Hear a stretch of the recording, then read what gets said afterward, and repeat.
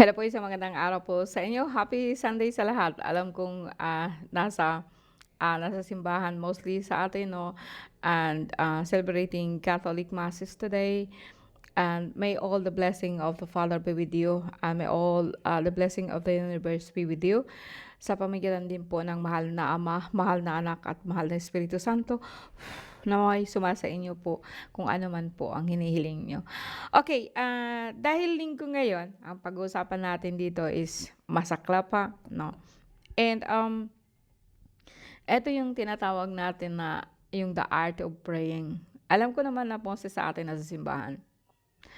And, you know why, sasabihin ko sa inyo, you know why is the worst place, no, I'm not gonna say it's a holy place, no. The worst place po ng mga lugar is simbahan. And, you know, Katoliko po ako. And I really hate na pumunta sa simbahan.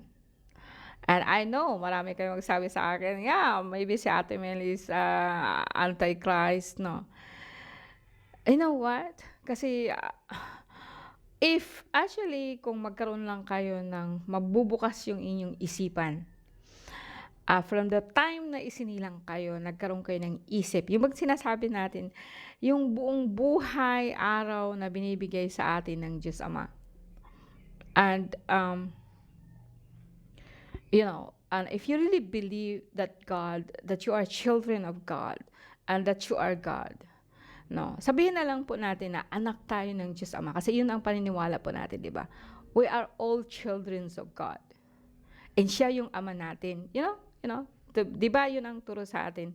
Well, mayroon pa ako dyan sasabihin sa inyo. Pero sa ngayon, dyan tayo, kasi dyan ang most sa atin na pinapaniwalaan, na meron tayong Diyos. And siya ang nagbibigay sa atin lahat. And, yeah.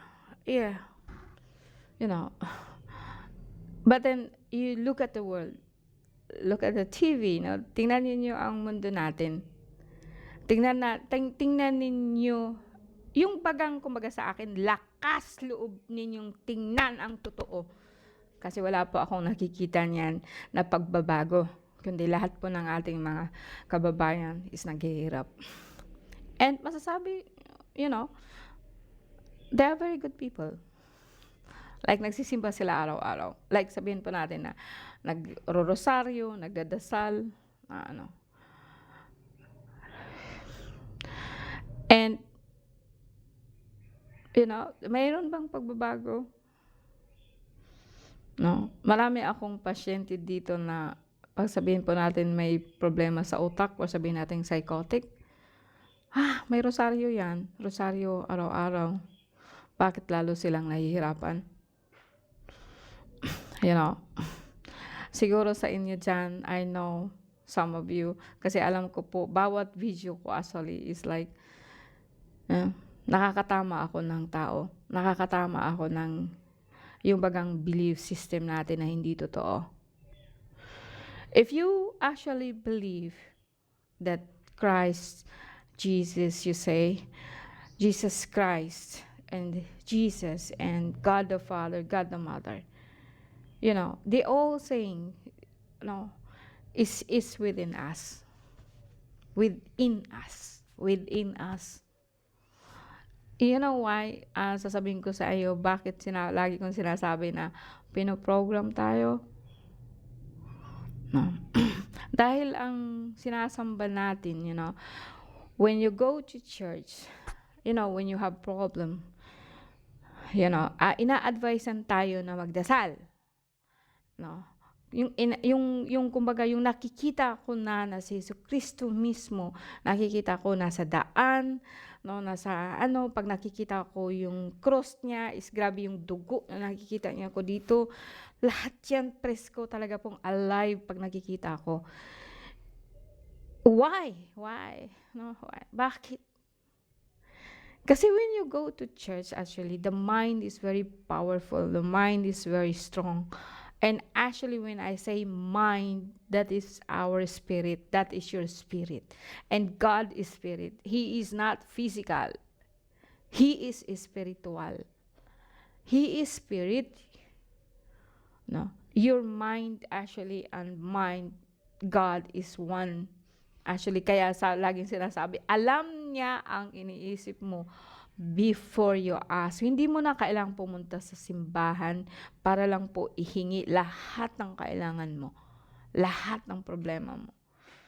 Kasi the more na nagpupunta ka sa simbahan, the more po siyang nasasaktan.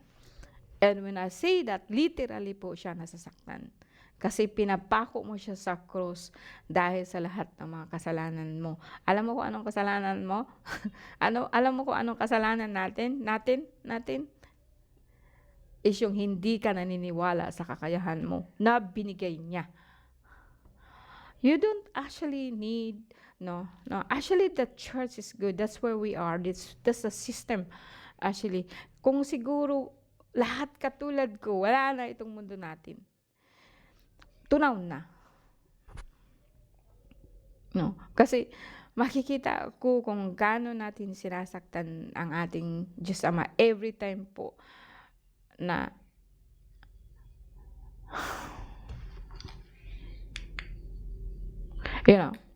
gusto ko sana itong i-delete pero dire-diretso ko na. Change topic na lang tayo. Now, kung gusto mo talagang makaalpas ka sa lahat ng sitwasyon mo, I'm not saying na you don't go to church. Pumunta ka sa church, no? Pumunta ka doon sa Kanya. Eto talaga totoo yun na kahit gaano pa kabigat ang problema, kasi ito yung pagkakamali na tinuro sa atin, no? Na kapag malaki, grabe na yung problema mo, pumunta ka doon sa simbahan or magdasal ka sa Kanya. You know, yung tinatawag po natin law of attraction and the same vibes, no? Same vibes. You can get everything that you want through vibration. Hindi siya through prayers. So, kung mas nasasaktan ka, kung grabe yung hinanakit mo sa asawa mo, and then, dinadaing mo sa kanya, and then, dahil parehas kayo, because you have a very low vibration, lahat yun ibibigay niya sa'yo. Yung sakit na nararamdaman mo. And meron po ako diyang gagawin po actually, na parang more on topic pa about that. Kasi kung titingnan po natin, paulit-ulit po na sinabi po sa atin na Jesus Christ is within you. God is within you. You are God. No? Let's make man as our own image. Hindi yung katawan mo actually, but your mind, your soul. Tandaan din yung sinasabi niyo. If you believe in something, if you have belief, you can move mountains. Is it literal? Is it physical?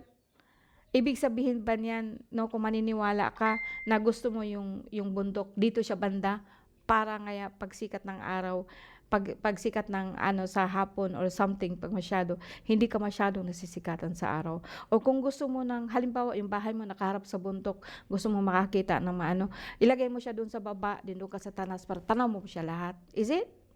I don't think so. Ang turo kasi ni Jesus is actually psychological. Hindi siya literal, hindi siya physical. It means to say kasi, if you believe in something, if you believe, no, na ito siya pangit, ito siya maganda, and you want to change the person, the worst po mangyayari sa kanya. Because that person is also God. Diba? No? Mahirap bagain, parehas kayo God.